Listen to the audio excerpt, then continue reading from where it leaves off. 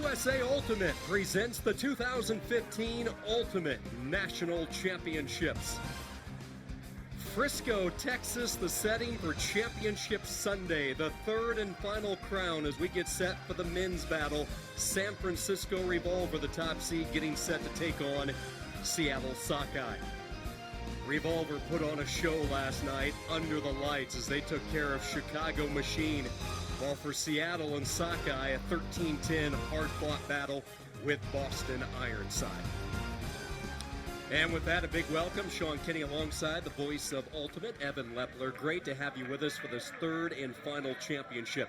Now, Evan, there's been a lot of talk about the format and the pool play on Thursday. Yet, when the dust is settled, you look at these two teams, they have taken care of business from the get-go. 6 games, 6 victories. Yeah, no one's all that surprised that it's Revolver and Sockeye, but regardless of the format conversation, these are two teams that put their heads down and focused on themselves. That's not to say they don't worry about who they're playing against. They have scouting reports, but the most important thing is staying within their systems and their programs that have led to a lot of wins through the years. San Francisco looking for a 4th title in 6 years. Seattle Sockeye has often been second best, but that could change today. And how does that change for this Sockeye club? Last time they won this championship was back in 2007. Well, they're going to have to be 27 strong, really 26 strong. Jesse Bolton hurt his shoulder. He's not going to play today. But the defensive effort that Sockeye put forth in the second half against Boston yesterday really was the difference. They've got some great handlers, Danny Karlinski, Reed Koss, Zane Rankin, a nice deep threat. He's a rookie, but Matt Rader's going to have to be a difference maker in this game. He's so big and tall and fast. He plays the game with an attitude. They like to stay balanced. They don't like to just take deep shots, but with Rader, he's a guy that can change the game. If you want to promote the sport of Ultimate, just throw in the tape from last night's game with Revolver. It was highlight after highlight. Yeah, it was a thriller. San Francisco Revolver eliminated in the quarters last year. They lost in the finals in 2012, but they're a perennial power from the Bay Area. And the defensive pressure that Revolver puts on other teams' handlers and cutters is just unparalleled in the division. They've got 2 separate lines of defenders, and then offensively they have the Ashland Joy to Bo Kittredge connection. And Kittredge with some fantastic plays last night. He was huge in the quarterfinal win against Truck Stop. Revolver's been on the brink of elimination before in this tournament. They came back from behind to beat Truck in the quarters, squirted past Machine last night, and here in the finals looking for another title. Bo will be a big part of it if it comes to fruition. Will it be the Triple Crown for San Francisco Revolver? It all started back over the 4th of July weekend. They try to cap it off here in Frisco.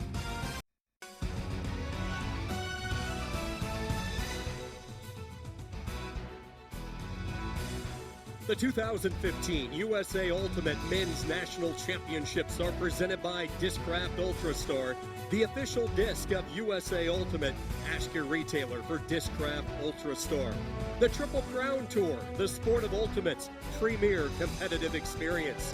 And by USA Ultimate, the national governing body for the sport of Ultimate in the United States. For more information or to find out where to play Ultimate in your area, visit usaultimate.org.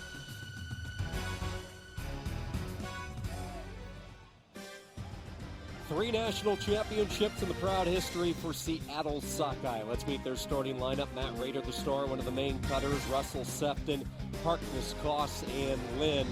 Harkness and Koss both had solid games yesterday in the semifinal. On the opposite side, for the top seed from Revolver, it is star-studded Higgins, Anderson, Rasmussen, Joyce having a big tournament, Schlock and Cahill, and Schlag as well. Mike Payne, the head coach for San Francisco Revolver. Here's what's at stake for Revolver as they look for the national title denied last year. Trying to get back atop and claim the Triple Crown. We mentioned for Sockeye, 3 national championships, but it's been a while. You have to go all the way back to 2007. The poll by Carnes, and we are underway as Sockeye will open up with the disc.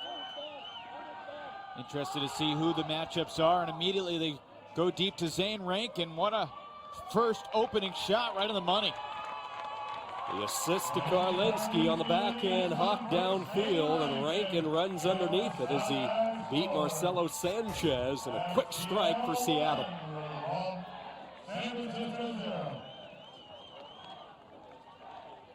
I mean, Sockeye would love to be able to score like this, because if you try to grind with the Revolver defense, they'll make it really tough on you. I mean, Seattle's known for their small ball, but they can play big too. And Zane Rankin, just as easily could be playing for Revolver this year if he hadn't left the Bay Area to go to University of Washington for grad school. He went to college at Cal and played for San Francisco in the AUDL, a versatile, young, deep threat. A great addition for Seattle on the O-line as a rookie. He's tall, he's fast, he's 23, his first year with Sockeye, and he fires the opening salvo here in the men's title. Before we go any further, a couple of key guys missing, one each side on the defensive front mainly. Jamie Quella for Revolver out with a shoulder injury. Same story on the opposite side with Jesse Bolton. He's out nursing a shoulder injury, both sustained yesterday in the semifinals. Sockeyes road to the championship, perfect in pool play. Victories against Rhino, Madison Club, and then Ironside yesterday in the semifinals. Revolver's first touch. Simon Higgins on the near side, shoots it up ahead, but look at the D and the knockaway coming from Reed Koss, one of the captains for Sockeye. And Christian Johnson just did not attack this disc very well. He was near the sideline, didn't have a lot of room to work with. A great D from Koss, who's a captain. Rader makes his first touch. Kittredge and Rader matched up with one another.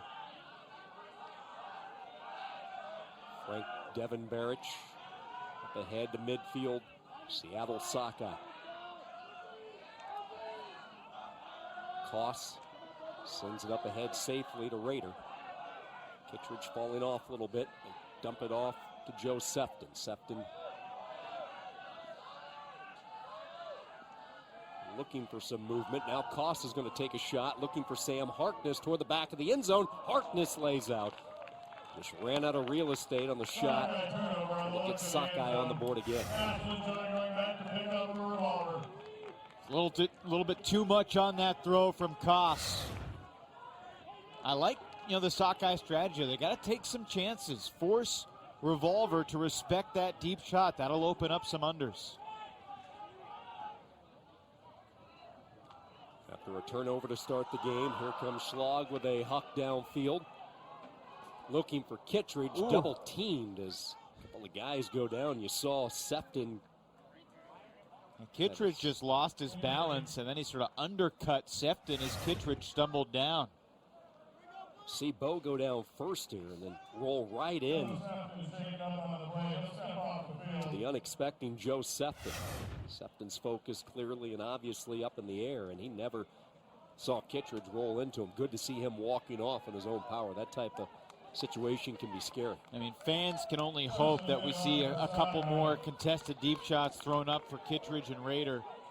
I mean, Matt Rader's one of the few guys in the world that can, come close to matching Bo's speed. And Rader might have an inch or two on him size-wise.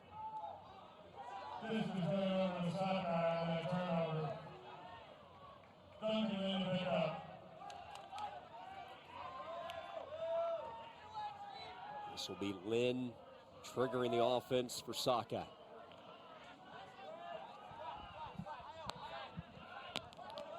Barrich up ahead to Harkness. Harkness back to Barrich.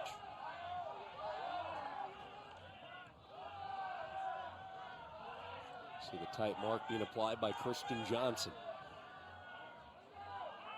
Justin Lim's first touch. Might have been looking for Koss there, but got lucky with Duncan Lynn saving it. Harkness shovels it forward to Duncan Lynn. Lynn trying to go back to the center, does. Barrich comes back to it, but his shot up ahead too far out in front and a turnover. He was looking for Koss. Solid defense there by Revolver. And I think you mentioned it in the opening. We all think about the star power offensively for Revolver, but defensively they're as good as they come. Dahlman, one of the main defenders. Lucas Dahlman, number 35. Higgins shovels it forward. Revolver looking to get on the board for the first time. Dahlman came on for Schlag when Sefton got hurt. That's why he's out there with the O-line. Dahlman hasn't played on the same line with Ashland and Joel Schlockett, Higgins, Bowe much this year, if at all. Kittredge toward the end zone. Higgins wasn't ready for it. And I saw Simon flinch a little bit as that disc went buzzing by his left ear, and a rare Revolver mistake near the goal line inside that red zone. And this has been the shakiest offensive possession I can remember watching Revolver play at Nationals. Timeout called by Sockeye.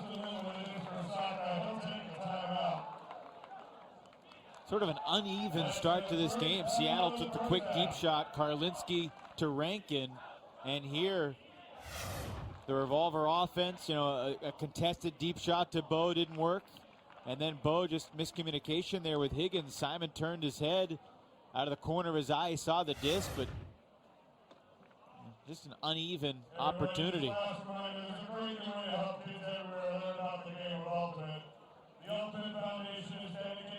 Seattle Sockeye won the title in the mid-2000s, 04, 06, and 07.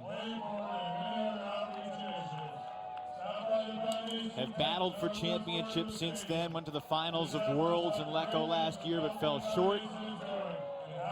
San Francisco Revolver, created by the Triumvirate that wanted to invent a new program in the Bay Area. Nick Handler, Chris McManus, Mark Weinberger sought to build an environment where young players could learn from the veterans, creating role players and quite simply to rise. The Revolver logo for a long time has been the different stages of the moon. Rising, receding, building cohesiveness together. Raider lets it fly. Koss versus Johnson. Russell nearby, 2, and it's Russell. Koss ends up with the score, and Sockeye up 2-0.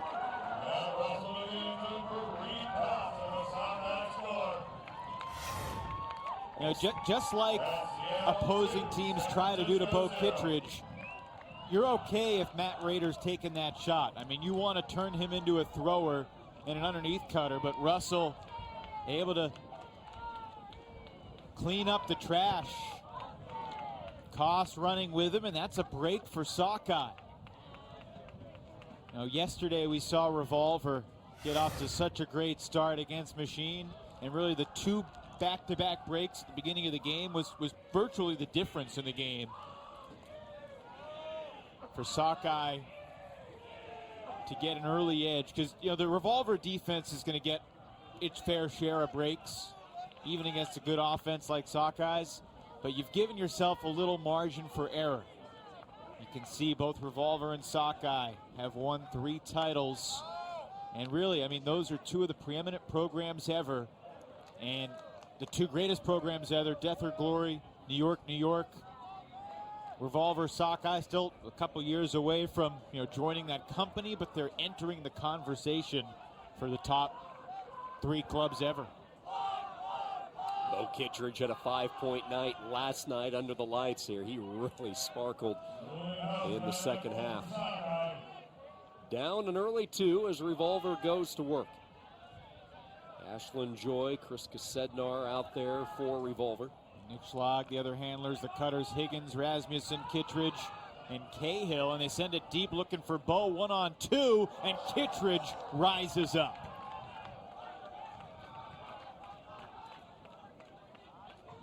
Cahill setting up the attack, gets it back to Schlag.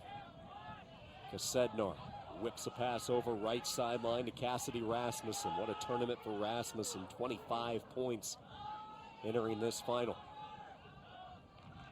Cahill looking, trying to get that dump away. Dump defense from Harkness there was epic, but they still free up Bowe deep. It doesn't take much room. Even if he doesn't have a step, he can be thrown open as much as anybody. Revolver on the board. Revolver goes to Kittredge, all set up here by Bowe. Out working a couple of Sockeye for that disc. And then the capper into the end zone. And seems like when Revolver needs something offensively, that's been the number they've turned to quite a few times through the years. The outstanding, amazing career of Bo Kittredge. He had a huge quarterfinal game against Truck with the season on the line. He really hates to lose. And that's one of the reasons why he wins so frequently. I mean, the training regimen he goes through. I asked him earlier this spring, you know, you're in your mid-30s now. How much longer you think you're going to play? He's like, well, I still feel good, and I'm still crushing everybody in the workout, so until they can beat me in those, I feel like I'm in pretty good shape. Revolver beat Patrol, Madison Club, Machine, all in the pool play. Took care of Prairie Fire, Truck Stop. Had that second half rally against Truck Stop in the quarters, and then strong play last night against Machine in the semifinals. 2-1 Sockeye with the lead. Danny Karlinski.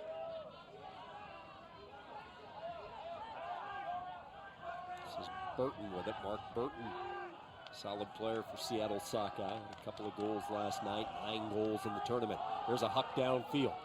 This is Rader versus Cohen. And Rader goes up after it. Beautiful read there by Rader, and they will cap it off in the end zone. Or does he out? He was out of bounds. Burton could not tightrope the near side. Too casual there. Boy, you look back, and if you're going to knock off Revolver, you have to capitalize on these opportunities. Yeah, I mean, Rader made the mistake, made the great catch, and just a little too casual. So a chance for a Revolver break. Cohen gets it to Hagan. Hagan down the opposite sideline to Evangelides. Evangelides has played a lot of O-line, but he's really a malleable guy, versatile, can do a lot for Revolver. Coming across the way, they swing it to Zach Travis. He'll go the backhand route. And now toward the front of the end zone, Cohen makes the catch. Cohen 3 yards away, dumps it to Leahy. They come back to Dahlman, front and center. Keep an eye on number 18, Cohen, as he makes the lateral cross. They'll make the catch. Picked up on the mark by Zane Rankin. Good matchup there. Revolver showing some patience. Looking for that opportune moment, and there it is. Really well done. Leahy with the score, 2 in a row for San Francisco. You know, this is Lucas Dahlman's 3rd year on Revolver. It's his 1st year as a captain. He's always been the athlete, but now he's become the all-around player. And the biggest thing he's improved is his decision-making. You know, he's been the type of guy that just wants to take the shot whenever he has the disc. And he has been coached up by Mike Payne and, you know, brought into the Revolver system that Nick Schlag and Yokawa Oka and Bo and Cassidy and Ashland have preached. And Dahlman is now very much a leader in that system, playing the way they want him to play. He's obviously got the athleticism, but the decision-making now to go with it makes him so well-rounded. Taylor Leahy, the Castro Valley, California native, his 4th year with Revolver, former mixed player. He was part of the Polar Bears, spent 1 year actually with the Polar Bears. Eli Kearns out of UC Davis, same program that produced a number of these Revolver stars. Ashland Joy, Nathan White, Marcelo Sanchez spent a couple years at UC Davis. Taylor Leahy as well, who caught that last goal. Kevin Cisna, now one of the coaches for Fury, longtime coach of UC Davis. This is Rader. Picked up now by Nathan White. He had Ilian going deep, but he holstered it. Now Ilian drops the under. We saw Ray Ilian yesterday make several spectacular grabs. Yeah, he had glue on his hands last night, catching everything inside. Here a drop and an opportunity for Revolver to grab their first lead. Shot downfield. Kevin Cox has a step. Cox along the near side holds it in. for the score. And Revolver with 3 in a row snatches their first lead. How about that? Cox with plenty of room deep. Raider approaching but couldn't catch up, and that's back-to-back mistakes for Sockeye. Burton on the goal line had his foot out of bounds, and then the Ilion drop. 3 in a row for Revolver.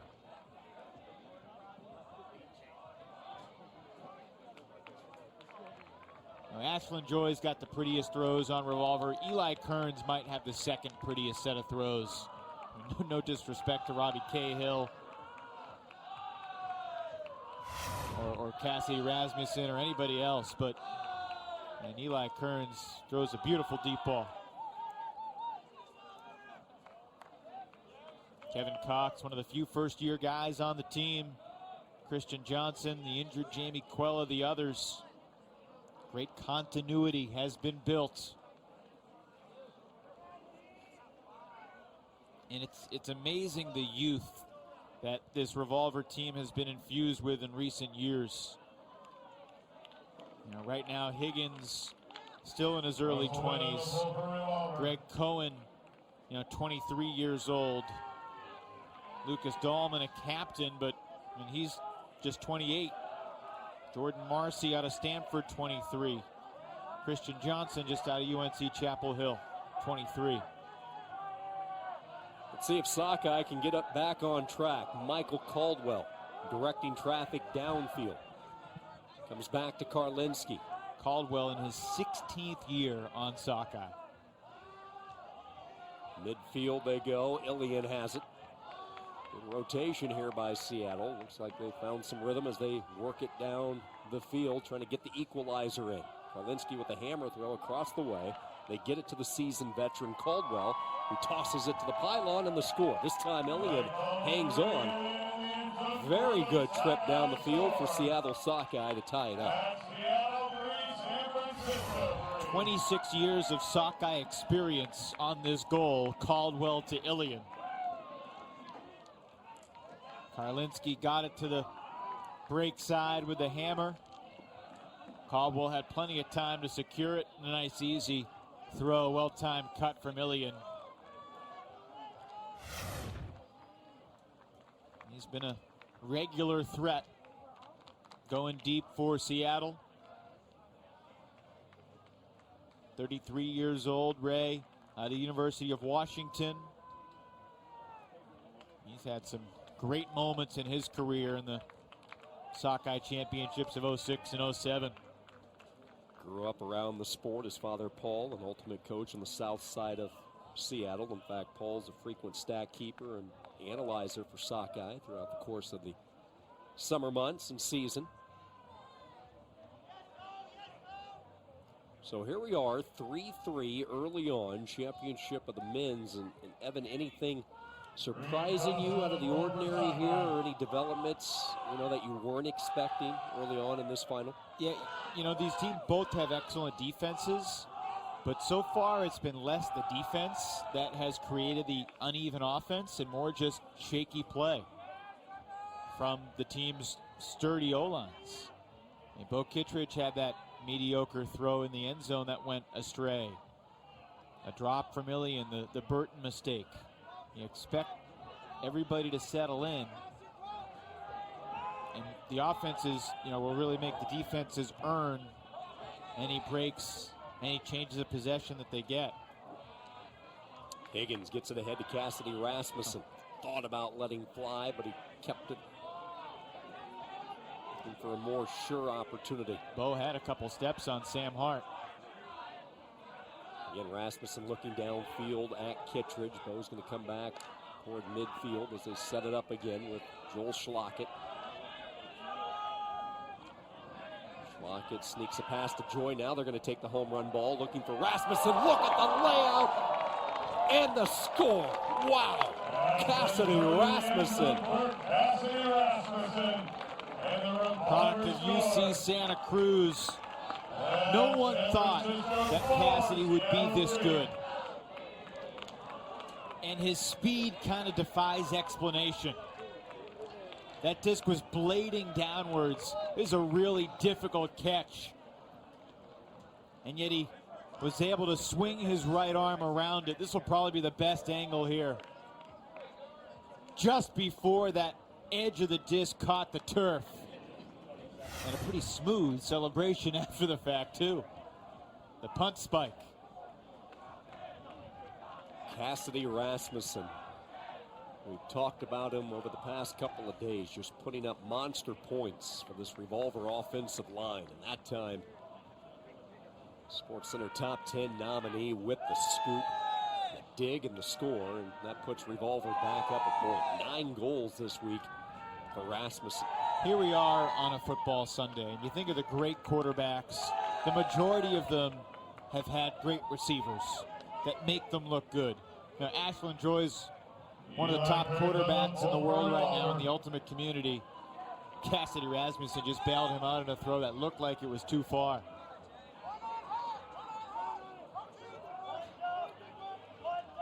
Sockeyes Mario O'Brien gets it to Ali Lennon.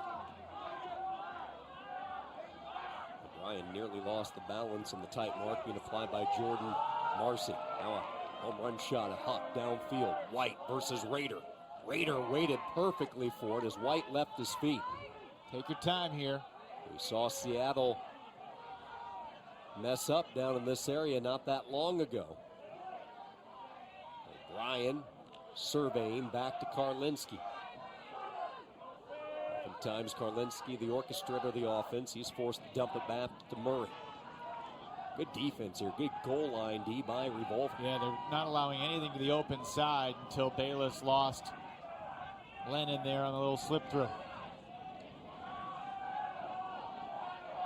Karlinski checking, watching carefully, sends a backhand toward the end zone and the score for Seattle. Phil Murray hauls it in. Playing in his home state. To high school at Kingwood, Texas, all set up by Rader, the playmaker. I like how Sockeye is using their best weapon. I mean, they have the small ball. Karlinski, O'Brien can maneuver the disc around. Sefton and Murray have been so steady. Ali Lennon, Sam Harkness too, but Rader is a threat unlike any other on the roster.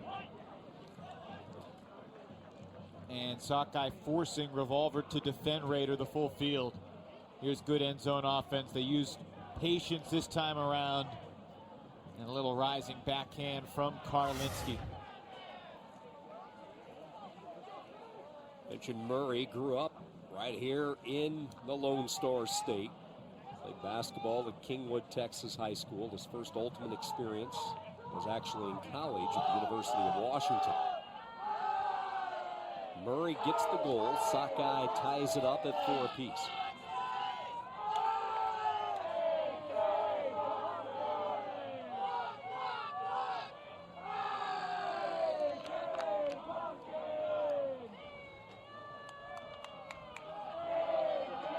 The pull from Rader.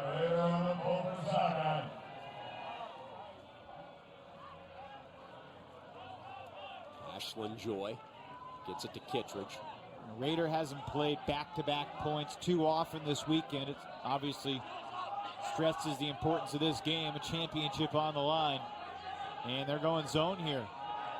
A little different look for Revolver to combat. Now, Revolver has run more zone defense this year, too. So they've prepared that in practice. The offensive line has gone against it, not the exact same zone. 4-person cup for Sockeye with a big Julian Hausman on the mark. Yeah, Hausman goes 6 feet 3 inches. They throw over the top of the cup. Now across the way, center of the field, they get it to Joy. Joy comes back to Robbie Cahill. Cahill tosses it high into the air. They rotate it right side. Back to Cahill. Cahill with the hammer toss. He spotted Rasmussen in the end zone for the score. Good throw, good vision. As Cahill goes across the way with the swing. Rasmussen, all the goals here for Revolver in the first half. That one a little bit easier than these one we saw a few moments ago. Yeah, but this was not an easy catch. I mean, this hammer sailed a little bit, and he was not sure how close he was to the sideline since he was backpedaling toward it. He had to go up and make a play on this disc. Had a foot or two to spare near the sideline.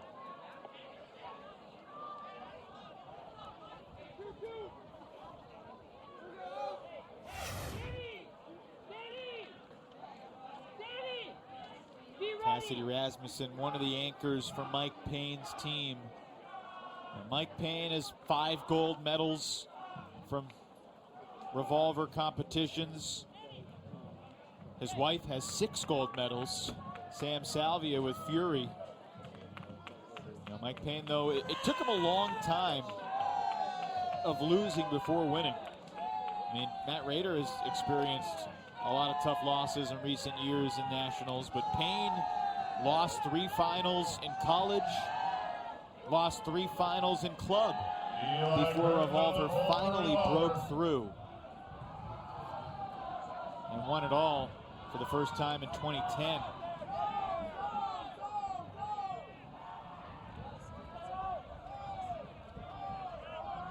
Karlinski working against Marcelo Sanchez. Karlinski and Sockeye down a point in this first half. Revolver's going to mix up their defensive look here.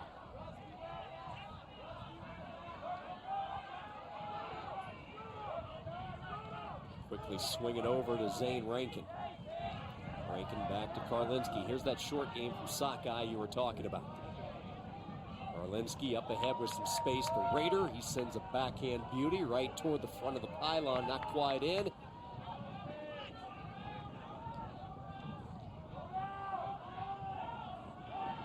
White applying the pressure, much taller than Karlinski. That's a tough throw, but he's able to get it across to Murray. Murray back to Ali Lennon. Karlinski will get a quick break, get everybody in place. Lennon looking toward the end zone, still searching. Nothing there, backs it out to Murray.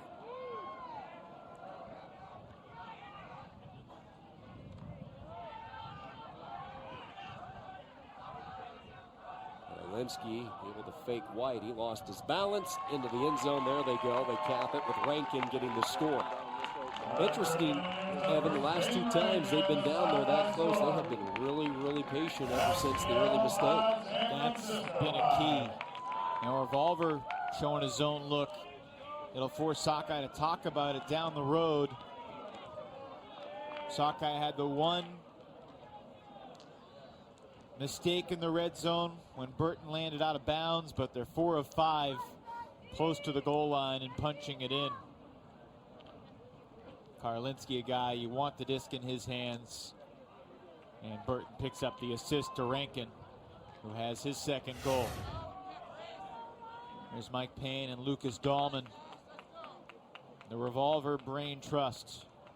Dahlman, Rasmussen, Schlag, and Kawaoka, the captains, but I mean, he is the CEO of this team. He has a whistle during warm-ups. He's the taskmaster. He takes his responsibilities very seriously from the start of the season to the finish of the season. But they don't talk a lot about winning, which is the funny thing. Neither of these teams focus on winning. And that's one of the reasons why they're able to be successful. They repeatedly focus on the process and getting better. And it's interesting to note, with the head coaches and some of these coaches that we see in all 3 of the divisions, whether it's the mixed, women's, or men's, each coach has their own style and their own structure, don't they? For sure. Lots of different characters in the coaching fraternity. They really are. Cassidy Rasmussen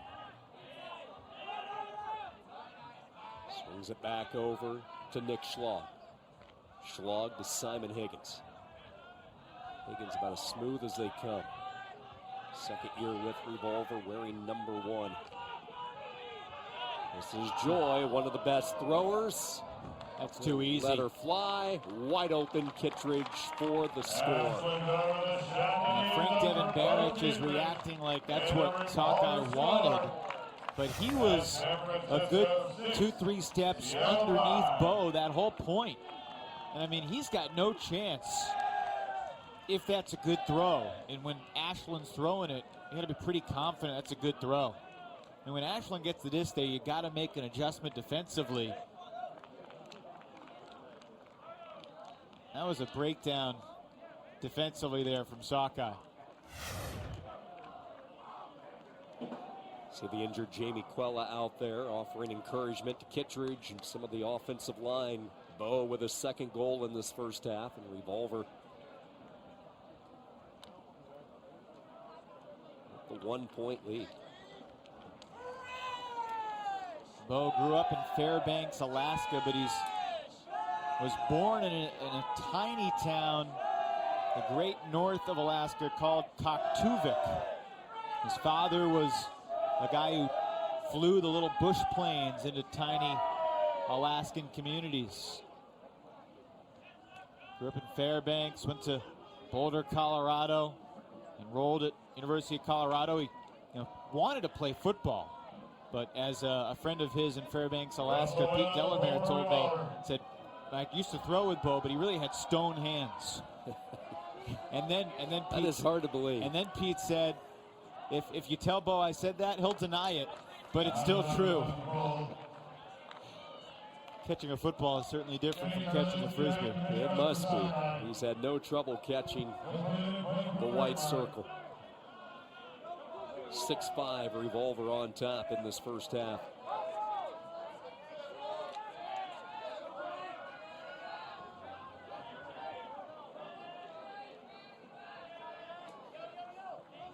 Starting position for Sockeye. Karlinski. Trigger point man goes over to Ali Lennon. Lennon on the mark from Kawaoka. And dumps it back. Karlinski chases it down. Taylor Leahy shadowing him every step of the way. They get it into the center to Rankin. Layout attempt and a catch. Beautifully done there by Mark Burton. Saving possession. Burton looking for Rader. He's there and he makes the grab. And he's in. Rader sends it high into the air, and Seattle matching the firepower in this first half with San Francisco.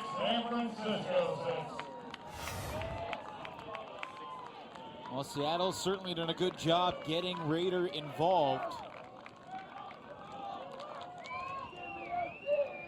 Good layout bid from Burton, giving up the body and maybe a little more of a blade than he wanted, but he didn't want it to linger. Rader goes up and makes the play.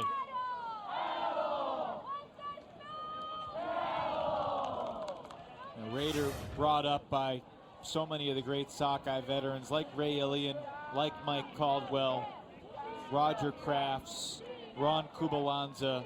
I mean, he's had a lot of teachers, Ben Wiggins, that have helped to form him the player. All those veterans from the Sockeye 3 or 4 year championship crew, I mean, they saw something in this kid, obviously. And, I mean, he's still a kid. What are we talking about? He's 24 years old.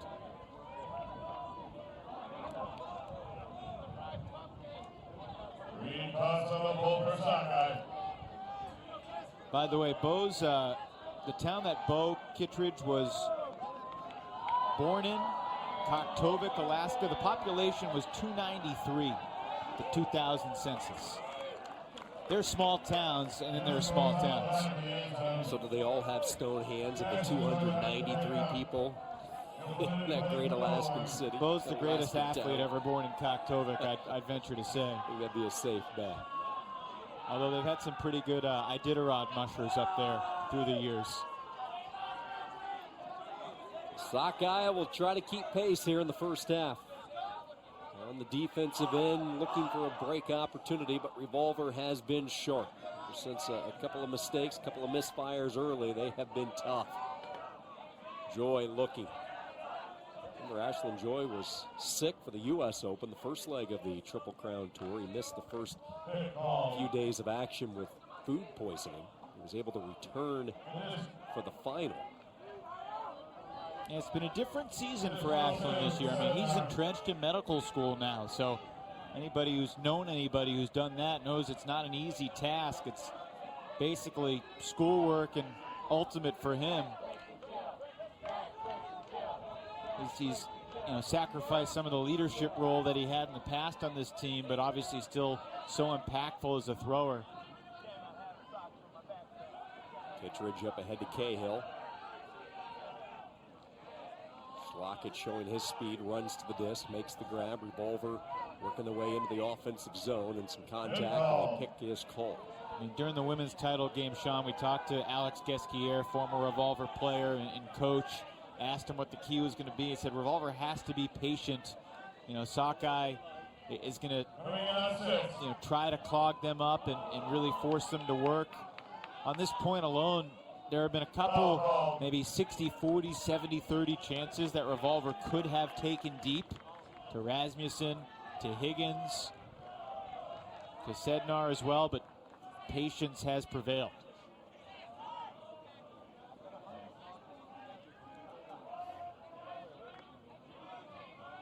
This is coming in on one. Cahill with the disc for Revolver.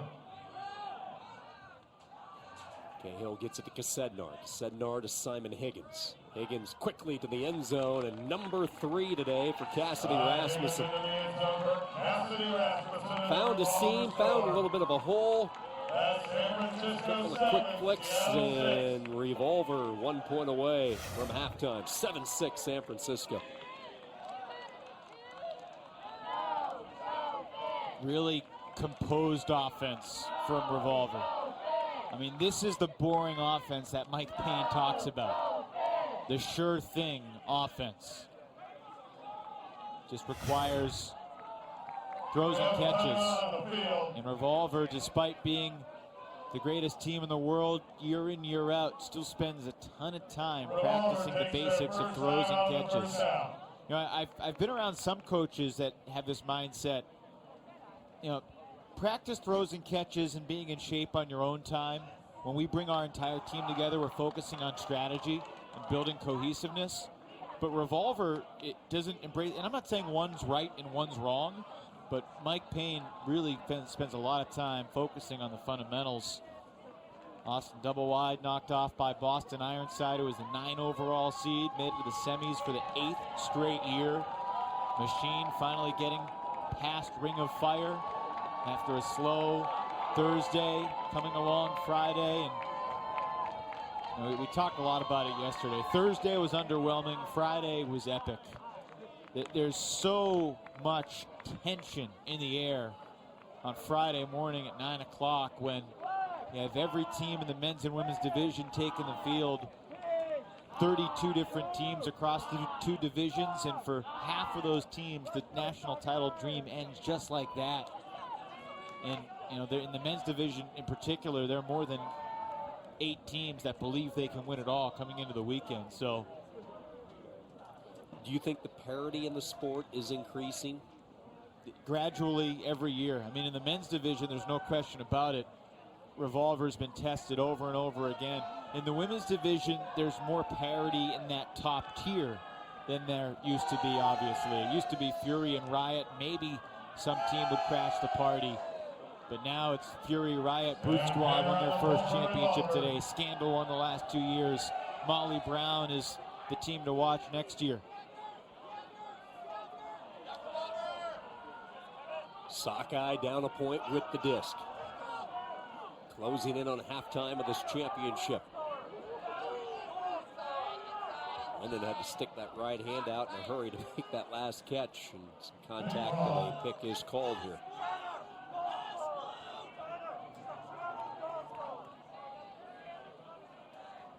Cohen's going to have the mark.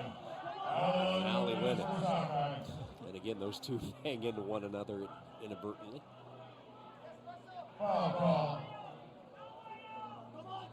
And then will start it up again. Gets it to Burton. Burton picked up by Sam Cannon. Caldwell calling for the crossfield hammer, but Lennon couldn't get it off.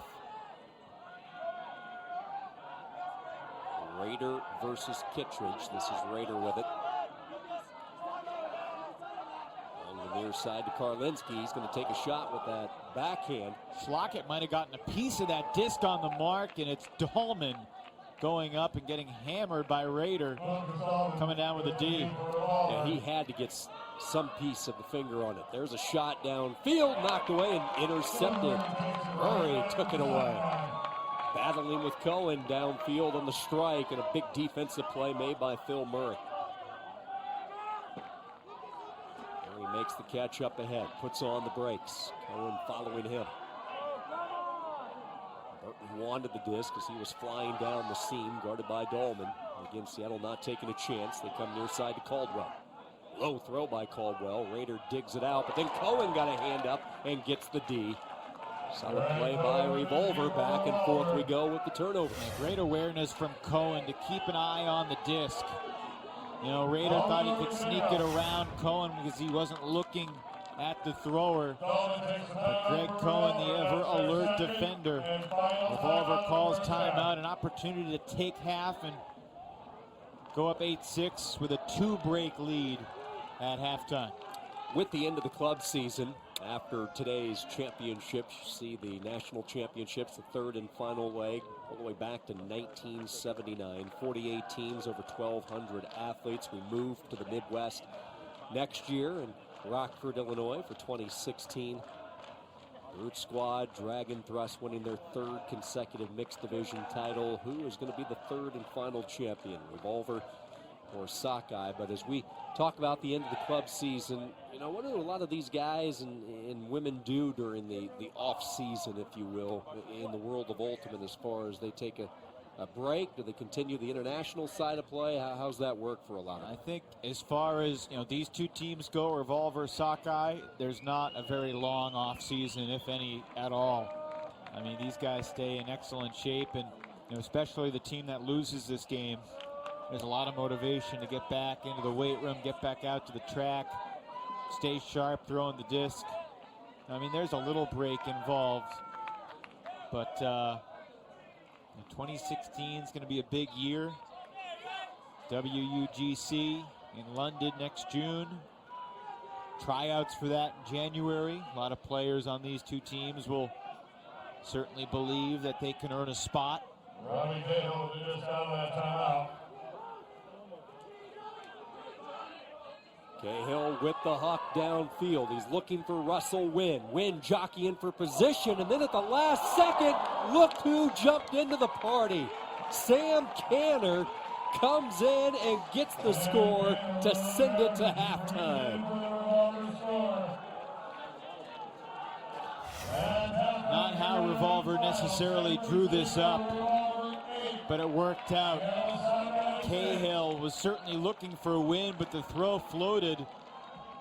Wynn, Schlockett, and Canner all nearby, and it's Canner, the former college champ with Carleton. He's been a club champ with Revolver, and he takes Revolver to half, and the San Francisco team shouting, "What is that? Not enough. What is that? Not enough." They're at half, but there's still work to be done. Confident Sockeye group will break from their huddle, trailing by 2 at the intermission. Canner with the catch. Revolver with the lead here at halftime. In the men's final, Kittredge, a couple of goals in that first half. 3 goals coming from Cassidy Rasmussen. We saw Canner haul in that last one. San Francisco offense, Revolver with an 8-6 lead over Seattle. We'll get some comments shortly from Tyler Kinley, the coach of Seattle Sockeye. You know, for the most part, they've matched the firepower of Revolver. Just a couple of breaks, the difference. Let's go down to the sideline. Tyler Kinley joins us. And Tyler, tough way to go into halftime there on that last grab, but I think a lot to build upon if you're Sockeye. Looking forward to the second half. What did you like from your team in the first half? We have a mantra that we have. It's battle, believe, and climb the ladder. And during practices throughout the year, the coach, Roger Crafts, and I will blow a whistle at random times to signal a turnover that happens that we can't really control. And that's things like that, you know, a drop or a fluky catch. These are things that we can't control necessarily, and we prepared for it. So we feel great. The team looks, it's going to be a great game. We feel confident going into the second half. Tyler, one thing you can control is what you guys do with the disc when you have it on offense. And it seems like you've made a concerted attempt to get Matt Rader as involved as possible in this game. Yeah, there's really no reason not to. He's one of the best players in the world. He's very hard to stop, and you know, we're just lucky to have him. What will be the things you focus on heading into the second half? Well, again, ourselves. You know, we really came into this game looking to create a lot of space for our downfield cutters, and on defense, our marks and our own energy, both from on the field and on the sideline. Last thing, Tyler, was it a breakdown on the last deep shot to Bo when Frank Barrich was playing too far under, or were you, for some reason, looking for him to play underneath Bo? We want to challenge Revolver in a lot of ways, and sometimes they beat it. They're a good team, so I think that's what happened there. Coach, good luck in the second half. Thanks. Thanks, Tyler. Tyler Kinley, Seattle Sockeye, down 2 here at the intermission. Revolver, we're going to get it back atop the national championship. Revolver on top of Seattle Sockeye, 8-6, halftime in Frisco, Texas, alongside Evan Lepler. Sean Kinney, welcome you back as we look ahead to the second half, Evan, and for Sockeye, they're there. You know, they're in this game. They're going to need a couple of breaks, but what do you see as being the key as they try to rally and knock off this powerhouse we call Revolver? Well, you know, the Sockeye defense is going to have to win this game. The Sockeye offense is going to have to keep them in this game. Revolver's in a pretty similar position to the one they were in yesterday. You know, up a couple breaks, they'll receive the disc as the second half begins. Revolver getting the goals from the usual suspects. Kittredge with a couple. Rasmussen picked up 3 in that first half. We saw Canner get one late off the deflection on a pass intended for Russell Wynn. Yeah, even the most spectacular play in the half, Cassidy Rasmussen's layout on the blading disc in the end zone. Mike Payne joins us from the Revolver sideline. And, Coach, a solid first half. Once again, I think we saw in that first half why your team is so tough to beat. Last night it was the vertical game. Today a little bit of a different style against Sockeye. Yeah, I think that obviously Sockeye has some height. Matt Rader brings a lot to the table in terms of being up in the air. And frankly, the wind's a little bit stronger today, so we have to keep the disc down low. I think we're doing a pretty good job on the offense of actually spreading horizontal space. You know, throws like that one to Cassidy that they laid out for should have been easier, but that was open because we had some lateral space available. And the nice thing was we gave up a break early on, and then we got it right back, +1. So I think we're off to a good start. Mike, enlighten us. What is the wind like down in the field? How much of a factor is it? It's not huge. It's enough where you can't throw whatever you want, but you can still put hucks upwind, as we've seen from both teams. So I think it's not a question of playing a pure upwind, downwind game. It's really mixing the defenses, especially on the downwind, and making sure people can't get too comfortable throwing, the same throws on the same side. Out of the timeout there on the last point of the half, deep shot from Cahill. It was a 50-50 disc, but Sam Canner comes up and makes an incredible play. Was that the plan, just to throw it up there and let someone make that play at the end of the half? Well, that was the play. We ran the play that we wanted to run. Robbie got fouled, so it came off a little bit weird. But we've been, skying each other for those balls all year long at practice. And Canner's an amazing guy. His focus is intense, and he never gives up. So the fact that he was able to land and find the disc and put it in his hands was just a testament to hard work. So you got to have a little bit of luck along with being good in this game. Mike, good luck in the second half. Thank you. Thanks, guys. Mike Payne with Revolver, this juggernaut, as we go back to some of the highlights. Sockeye with some opportunities early, and they struck first. Karlinski to Murray. We've seen that connection several times over the course of the tournament. And then Revolver. The thing about it, you said, they've just been patient around the goal line.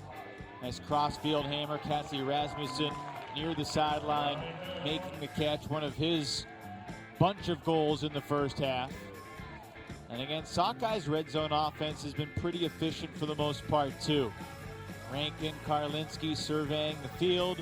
Rankin continuing to move to find gaps in the defense, and Burton picks up the assist in that instance. And then later, Ashland Joy just saw his best buddy, Bo Kittredge, streaking deep. Tyler Kinley said we got to challenge him to make plays. Revolver very capable of making that look easy. There's Mark Burton laying out again. He's been very involved, rejoining Seattle Sockeye after a year playing mixed. I like how involved Matt Rader has been. They need to keep him with plenty of touches on the disc, especially expanding the length of the field. And no real highlights for Simon Higgins yet in this game. He's been an underneath cutter, being very cautious. Here's the last point of the half, looking for Russell Wynn. He misread it. We learned it was a foul on the throw. Probably would have come back if it dropped. Canner, who's been a captain of Revolver in the past, a leader of this organization, has them in front by 2 at the break. 8-6 Revolver on top of Sockeye here at the intermission. Rasmussen leading the offense. He has 3 goals. Bo Kittredge with a pair. You see Cahill and Joy, multiple assists. Cahill leading the way with 3. Offensively for Sockeye, the talented youngster Rankin with a couple of goals. Karlinski and Burton each with a pair of helpers in the first half. 8-6 Revolver on top.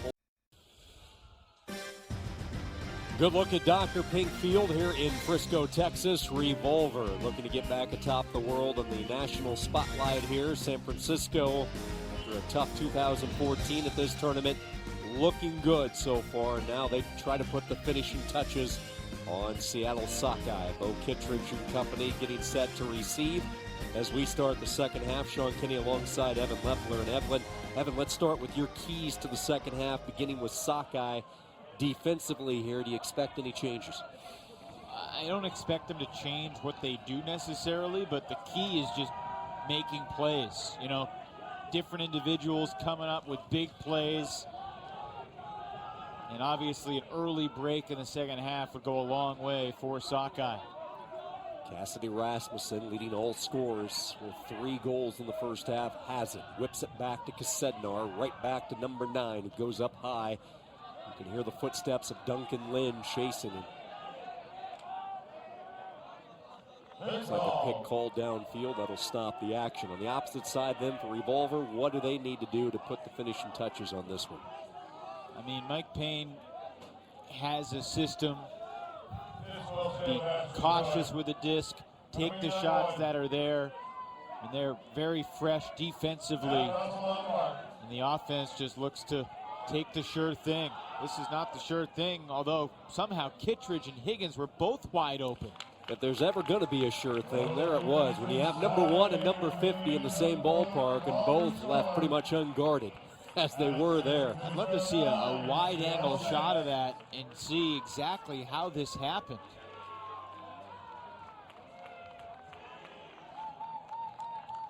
Yeah, there was the one cut to the open side and 2 guys went to help out.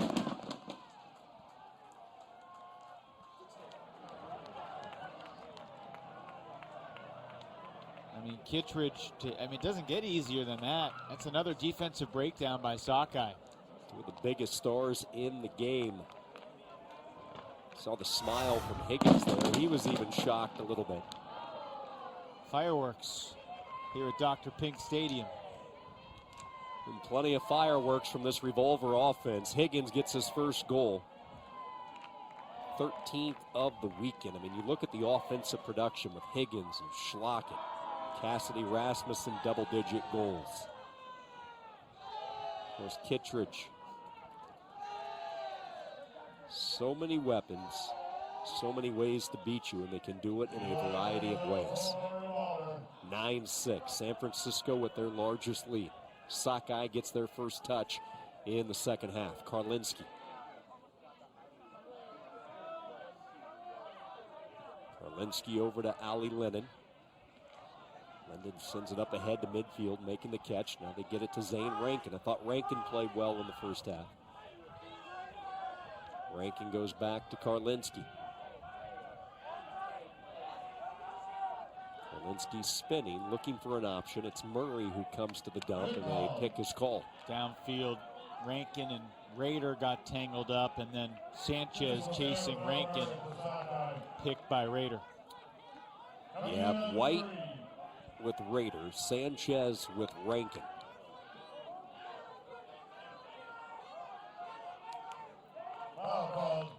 Foul called, a little bit too much contact as Murray was trying to get some space. No contest. Coming in on 1. Again, Bill Murray with the disc. Jordan Jeffrey on the mark.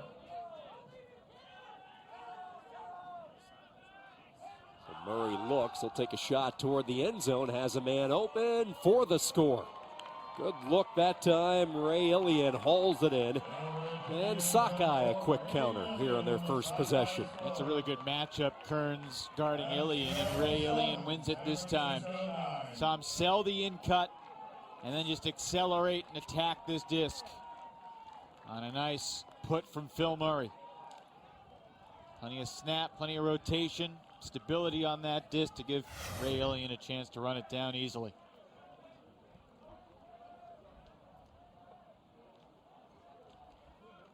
Ray Ilian, a gold medalist in Dubai with the Masters men's beach ultimate team. Has some head coaching experience as well.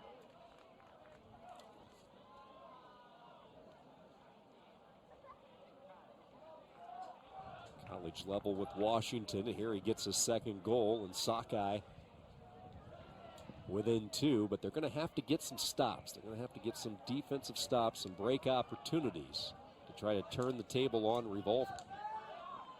And Raider on the sidelines here. Julian Hausman, Sam Harkness, Duncan Lynn, Matt Russell, Frank Barrich, Reed Koss, and Adam Simon on the field. A little surprised how little Adam Simon has played the past couple of days. I mean, he's a guy who's played in a ton of big games. Sort of like Ron Kubalanza. It feels like he's played for every club team. He's 8 years Kubalanza's junior. He's still been around. He's played for Revolver. He played for Chain. He played for Boston. Played for Bravo. Ashlyn Joy gets it over to Higgins. He goes center of the field with it to Christian Johnson. Johnson gets it up ahead safely to Schlockett. Schlockett looking, taking a chance downfield. He's looking. Rasmussen has a step, and he'll haul it in. Number 4 for Cassidy Rasmussen. Just so pretty. I mean, this looked like an Ashlyn Joy deep shot. No one has a bigger smile than Ashlyn Joy, but it was Joel Schlockett who let it fly. Great balance, snapped it off, picturesque. I mean, this throw was just majestic. No doubt that Rasmussen makes that catch.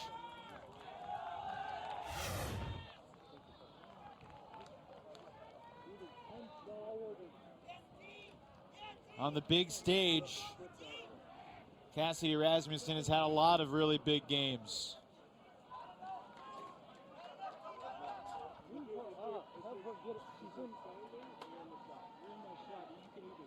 Revolver back up 3. Rasmussen with the San Francisco Flamethrowers.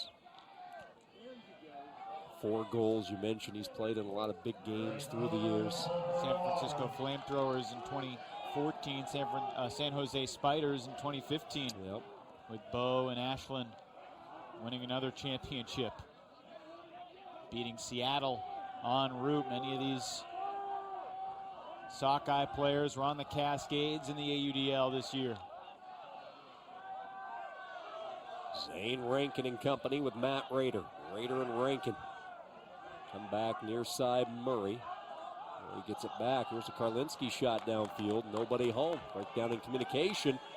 And a turnover by Sockeye. And you see the emotion along the near sideline. Head coach Mike Payne and company. He knows that's a big one there for his defense, maybe.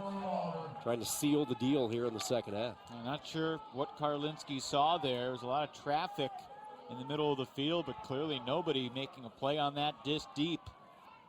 Yokawa Oka, the veteran. It's been said that Yokawa Oka has the best hair in Ultimate. Only rivaled by one of my other broadcast partners and former Revolver cutter, Chuck Kindred. Here's a step. Looked like Wim was going to let it fly. Instead goes to Dahlman. Lucas Dahlman. Kawaoka sends a bullet up ahead to Cohen. Cohen makes the catch. Backhand toss. Dahlman's there. He'll haul it in for the score. Raider held him up. Lucas Dahlman Couple of swift passes there for Revolver. Yeah, when that disc goes up against most ordinary cutters going up line, Matt Rader swallows that disc whole. But Dahlman is just so fast. Cohen going to the disc. If he doesn't attack it, he doesn't get it. Same thing here. Full speed, the most direct path possible. Now, Dahlman, like a center fielder, tracking a fly ball with no wasted steps.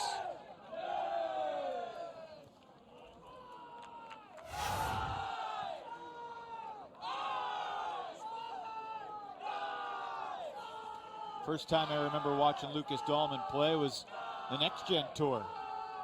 Revolver against Next Gen, and Dahlman, a Revolver rookie, had just a couple spectacular layout Ds in that game. Like, who is this kid? San Francisco State product. Third year with Revolver. 28-year-old. It's his first goal in this championship game. Another former polar bear. There's the pull by San Francisco. So Sockeye looking at a tough uphill climb now. Down 4 in the second half. Karlinski gets it to Mario O'Brien. O'Brien denied that backhand by White. Settles for Karlinski. And they whip it over to Lennon. Lennon back to Karlinski. He's flanked left and right by both O'Brien and Lennon. They get it into the center. Good movement up ahead. Burton makes the catch. 3 yards away from the end zone and the score. Burton, the assist to Zane Rankin. Sockeye gets the goal. Really savvy veteran move by Danny Karlinski. You know, catching that disc, running forward. He did not travel here, but he threw it while stepping forward and just let his momentum continue him as Sockeye march it down the field. You know, the footwork there is what was so impressive from Karlinski. And Revolver showing the zone look, but might have wanted to switch out of it a little quicker because they never were able to really put up any impediment near the goal line.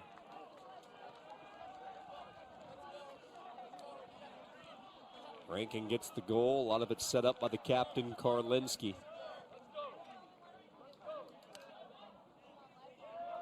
Karlinski's such a good ambassador for the sport as well, especially in the Pacific Northwest, part of Ultimate Change. Spent a lot of time promoting and pushing the sport of Ultimate among the youth of America, especially up in the Northwest. During the early days of Revolver, he was on the San Francisco Revolver roster 06 and 07. Played for Condors, Voodoo. He said, basically, I've played for every club on the West Coast. Was cut from Sockeye a couple times before he finally made the team. Sednar to start it up for Revolver. Kittredge, Rasmussen, Cahill, and Higgins, the cutters. Now Schlockett joins the cutting core as well. Sednar swings it over to the far side. Kittredge looking. Count on. He's forced to dump it back. Sednar comes to it. A couple of guys in the same area. Higgins calls off Schlockett to make the catch. Simon back into the center. They go with it. Ashland Joy.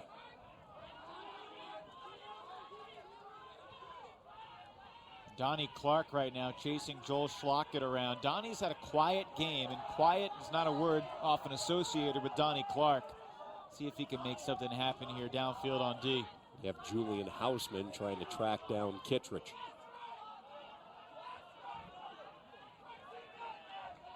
Sednar breaking, working hard to try to get away. He does. Low throw across the field, dug out by Rasmussen. Center shot to Higgins. Simon looking for Bo Kittredge. Nothing there. Higgins turning and pivoting, and I think a call was made. Foul on the mark. Foul called on Frank Devin Barrage. Sockey's making it tough here. Right now there's everyone from Revolver behind the disc. Bo is the only one downfield. get it to Cahill. Now Schlockett takes off and the throw goes up. Trying to close in late, and I'm sure we'll have a call here. You saw it coming in was Donnie Clark, and Clark is banged up. Injury on the field. Yeah, this is unquestionably a foul. See the contact before Schlockett could even elevate there coming, and Hopefully that's just a cramp. Might have happened as Donnie Clark was getting ready to go up. Really couldn't help but go into the back of Schlockett. Donnie Clark, for a long time, has been pretty good at kind of baiting those throws and using his world-class speed to catch up.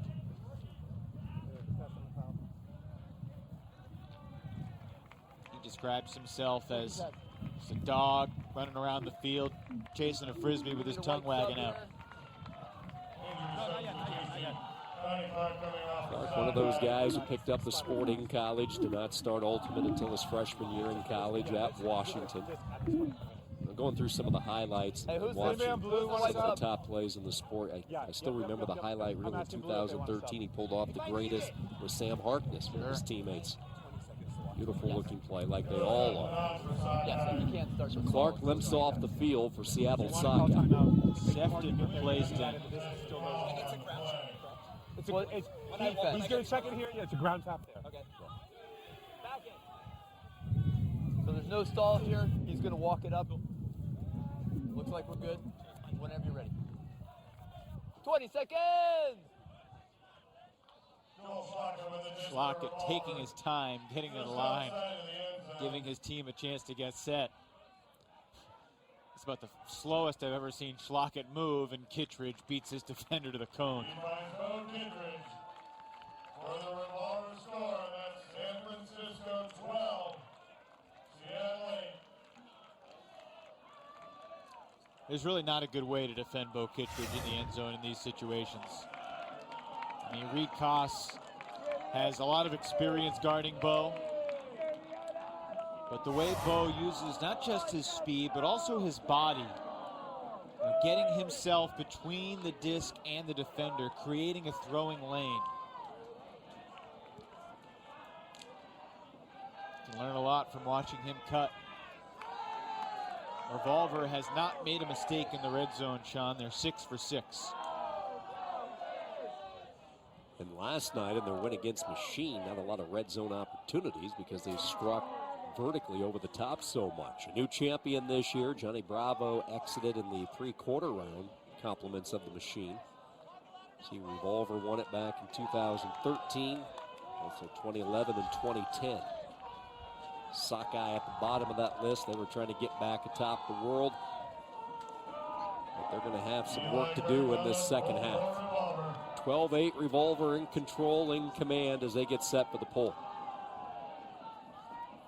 Still a good number of guys from that 2010 team on Revolver today. Robbie Cahill,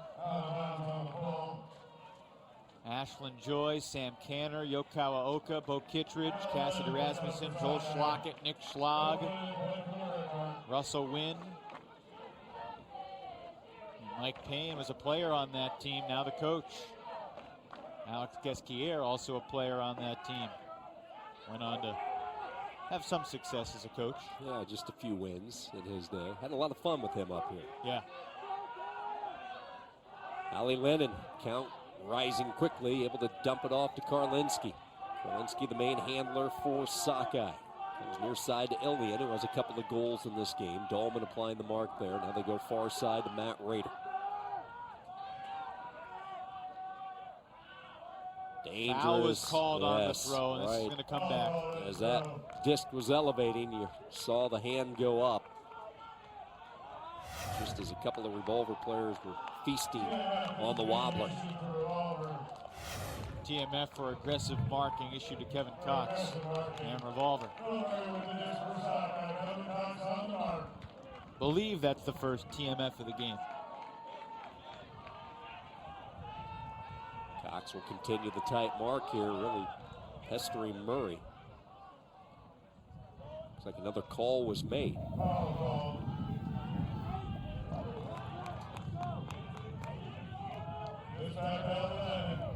Two TMFs or warnings, the third one a yardage penalty, and we saw some critical yardage penalties assessed in some crucial games.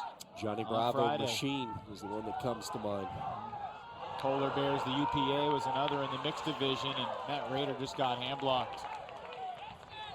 Good defense by Revolver and a break opportunity. That long wingspan of White. Saw Greg Cohen get one on Matt Rader back in June.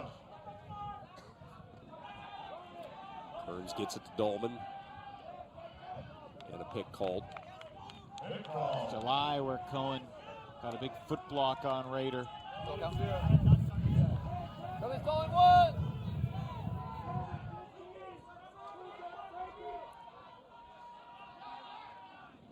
Oh, and Kearns unable to make the catch. Saw the frustration in Kearns. He was kind of looking at Sam Canner. Those two were crisscrossing. So Revolver gives it back. Huck downfield. Nice snatch. With a one-hand grab by Rader. Soft toss toward the end zone. Elevating and catching is Rankin, who stayed on the ground the whole time as bodies were rising all around him. I mean, that's a goal, and that could be a TMF as well. I mean, I don't think Jordan Jeffrey was attempting to drill Mark Burton in the back, but the fact of the matter is he crushed him. Yeah. Going for the disc, obviously. This would have been a foul, obviously. They expected Rader to go deep there. He caught the under. That was a bullet. And Jeffrey trying to pull a Bo Kittredge at regionals in 2006. Famous footage of Bo jumping over a guy. Couldn't get over Burton, though, and Rankin there to clean up the trash. So Seattle sort of hanging around here. They haven't made their move, but they need to quick because they can't just continue to trade points. Pretty soon they'll run out of time if that's the case.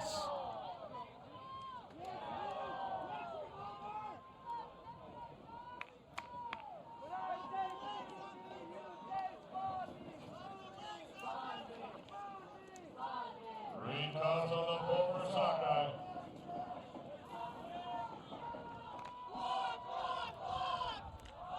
Reed Koss with the pull coming up for Sockeye. 12-9 Revolver. 3 points away from the national championship. Here's the pull. Goes deep and through the end zone. So look at the lineup out there. You have Higgins and Rasmussen, Kittredge, Robbie Cahill, Kasednar, Schlockett, Ashlyn Joy. This will be Joy walking the disc into play to get things started.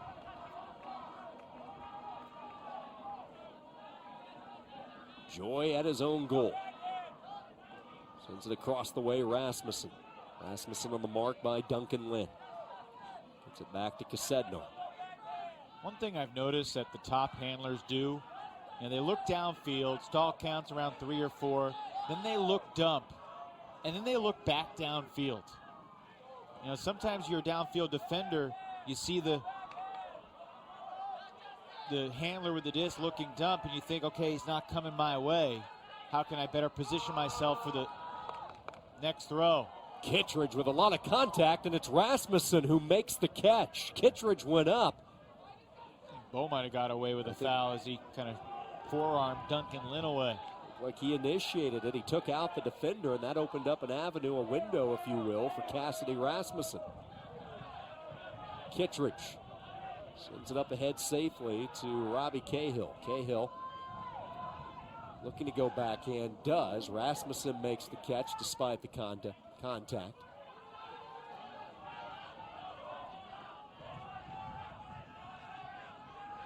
Sednar into the end zone for the score to Joel Schlockett.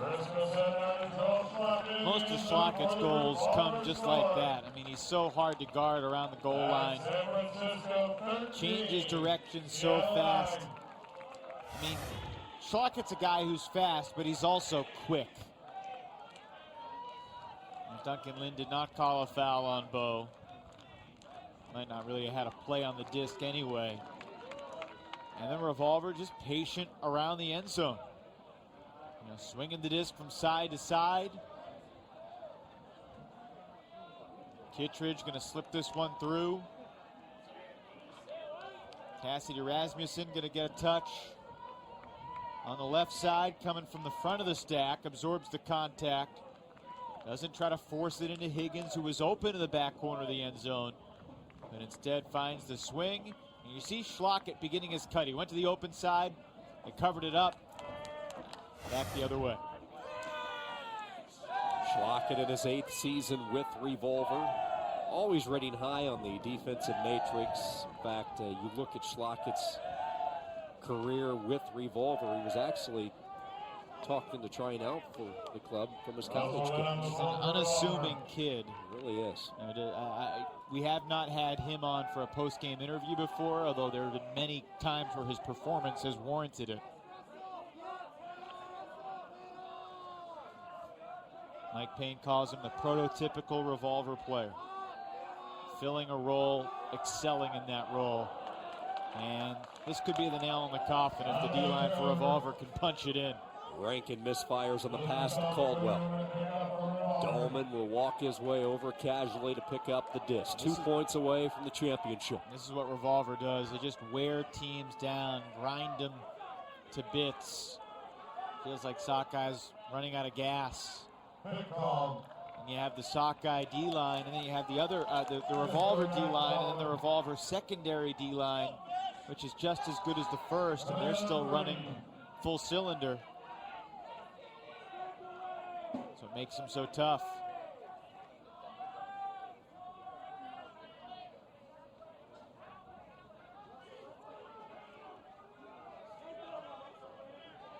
Dolman will start it. With the restart in, Karlinski went down trying to make a dive in the D. It opened up a little bit of an angle for Cohen. Cohen makes the catch. A backhand toss to Dolman, who jump stops, pushes it ahead to the score. Russell Wynn hauls it in, and Revolver with a 14-9 lead. That's San Francisco 14, Seattle 9. Revolver now one away. Light the cannons. Russell went into the end zone. It's a soccer game at the Toyota Stadium, home of FC Dallas, going on. Tell you what, maybe a couple hundred yards from the end zone where Russell Wynn just scored. But it was good timing. I was going to say, that's twice now. There might be Revolver blue over there inside Toyota Stadium by the cannons, triggering the fires when the San Francisco juggernaut scores. Russell Wynn, his first goal, and he pulls Revolver 1 point away, capturing this national championship. Just watching Mike Payne work along the sideline, his energy. This will be their 4th national championship if they can finish it. Talked about the run. It began over the 4th of July weekend at the U.S. Open. Won the Pro Flight finale, and now with the bullseye on their back, everybody gunning for Revolver. They have taken everybody's best shot, and they appear to be in position to pull off the Triple Crown here in the men's division. A silver type of day for Seattle. Mixed women's, and it looks like men's is that D ripped away by Canner. Burton's going to call a foul, though, on Dolman on the throw. Yeah, tough day for Seattle. Good tournament, just a tough day. Another TMF has been issued, so the next one will be a yardage penalty. Sockeye will be able to take advantage of. Raider hounded tightly by White. Foul called Bayless knocked over O'Brien, no contest.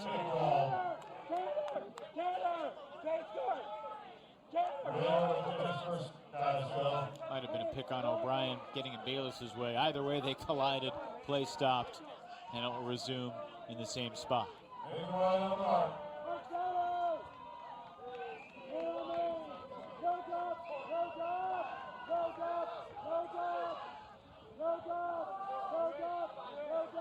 Raider to the center. Rankin. His pass sailing on him, and it's incomplete. Over the head of Karlinski. Championship point possibly for San Francisco. And who's out there? Jordan Jeffrey, Patrick Bayless, Jordan Marcy, Sam Canner, Marcelo Sanchez, Nathan White, and Kevin Cox. Will one of those 7 catch the championship clincher? If it's this point, the answer is yes, and it could be Canner. They're looking for Sam Canner. He'll dive and make the catch. Not quite in. 5 yards away. Soft toss ahead. Revolver, your 2015 national champions. It's Nathan White, the 23-year-old. And the celebration begins. The Triple Crown accomplished for the men from San Francisco and this Revolver program. It wasn't a perfect performance from Revolver, but they were perfect in the red zone. 8 for 8. And the program does it again. Intensity, humility, discipline. 3 characteristics all exemplified by San Francisco Revolver. Canner to White for the winner. It was 8-6 at the half, and Seattle just ran out of gas. 15-9 the final. That's 4 titles in the last 6 years for San Francisco Revolver. The dynasty is not done yet. I mean, they were knocked off in the quarters last year when they were a heavy favorite. Johnny Bravo, people thought, was the team that could challenge them. Bravo ended up taking it last year. They never had to play Revolver. Who knows what would have happened if they did? We'll never know, but San Francisco has gotten redemption in 2015.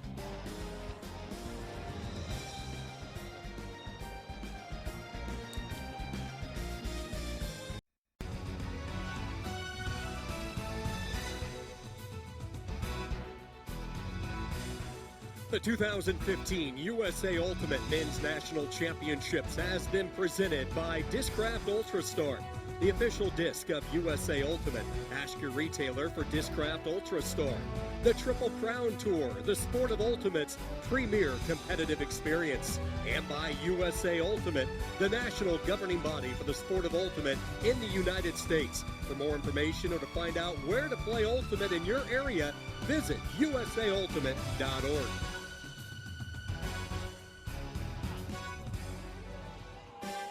Revolver has pulled off the Triple Crown here in 2015. San Francisco knocks off Seattle Sockeye in the men's final. The champions 15-9, San Francisco on top. Mike Payne, the head coach, along with Bo Kittredge, they join us. First off, gentlemen, congratulations. Mike, I want to start with you. What does it mean for this program? You guys have had the bullseye on your back all season. You came into this tournament looking for that coveted Triple Crown. You accomplishment. What's it all mean for this program? Well, I think, last year we won Worlds in Lecco, and then we had a real letdown at Nationals. We lost in the quarterfinals to GOAT. And I think there were some questions about, whether we would be able to bounce back from that mentally. And I think we've answered those questions. And I think the thing I'm most proud of with winning this championship is, we're really starting to focus on a new core on Revolver. We've got a few of the old guys left, but we've continued to win championships. Even as the team has changed. And that's a really rare thing, to continue to win national and world championships as your core transitions. So we're really proud of that as a program.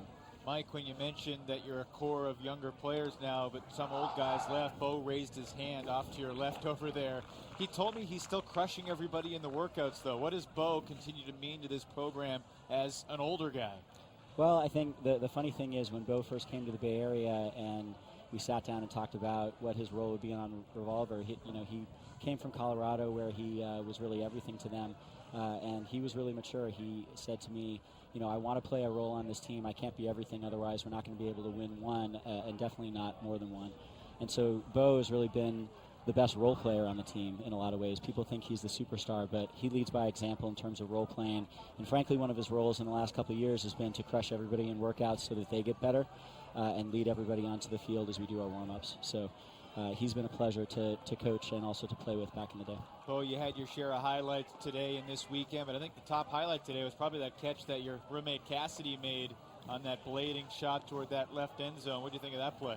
That was, he's my roommate, so I work him out pretty much every single day. So to see him doing that kind of stuff is kind of like seeing your son grow up and do something really phenomenal. So you feel like his father is what you're saying? A lot of the times, yeah. You've won a lot of championships, and the question, what does it mean to you? I know you just want to keep winning, but this season, after what happened last year, is there extra meaning in this title for you with this group of guys? There actually was a lot of meaning. I think last year, and the fact that I was out and pretty much got dominated in the AUDL finals, and all that time when I had a broken rib, it was kind of one of those, I had to look up out of the pit kind of the way Batman did in that one movie, and I don't know if I can climb out and be dominated again, but just worked out with Cassidy as much as I could, threw as much as I could this year, probably more than any other year. And so when I stepped on the field again and was able to, help these guys as best I could, it was a really, really good feeling. Bo, do winning championships make you hungrier to keep winning championships? Because, it seems like you might have lost a step by this point of your career otherwise, but it doesn't seem to be the case. Yeah, I don't know. I don't seem to lose that fire. I don't know why, but I just don't want to lose to anyone. And the competition keeps getting better every year. The disparity between the top teams and the bottom teams is shrinking, and this tournament is not easy to win anymore. The new format is really, really difficult, and we had to battle all the way through to get to the top, and there was no easy games. So, man, yeah, it's a phenomenal feeling. Unquestionably the greatest athlete ever to come from Koktovik, Alaska. Mike, your final thoughts on the 2015 season. Put a bow on it for us. I just think this is, like I mentioned before, this is kind of the coming of age of the new Revolver. You got guys like Lucas Dahlman, Marcelo Sanchez, who threw that last throw, Nate White, who were rookies on this team, and frankly in Elite Ultimate 3 years ago. And now they are real primetime stars in this sport. And I think that we're looking forward to 2016, actually. We've got a couple new folks joining the team, a couple of which are truly top 20 players in Ultimate. So Revolver is not going to get weaker. It's going to get stronger next year, and we're really excited about it. Can you give us a little more than that? Or are you going to tease it like that and let us wait for the roster announcement? The one that I can lock in is George Stubbs, who used to play for Ironside. Holy cow. He's going to be playing with us next year. So we're very excited to have him be part of the D team, give us more firepower on D, because we have the O players that we need, and it's time to increase our defensive percentages. And George can help us with that. Well, Mike and Bo, thank you very much. We'll let you go celebrate with family and friends. Congratulations. Thank you, guys. Thanks for announcing. Bo Kittredge, Mike Payne, the strong get stronger, already preparing for 2016. Time now for the Discraft Ultrastar play of the game. Yeah, that's breaking news at the end of the broadcast. Looking forward to 2016 already, but this catch by Cassidy Rasmussen was just unreal. I mean, he was a genuine difference maker in this game and has been for many years for Revolver, for that matter. Ashlyn Joy just giving his teammates a chance to make plays. Mike Payne said at halftime, Ashlyn made that a little more difficult for Cassidy, but Bo has trust in guys who can make the difficult plays look easy.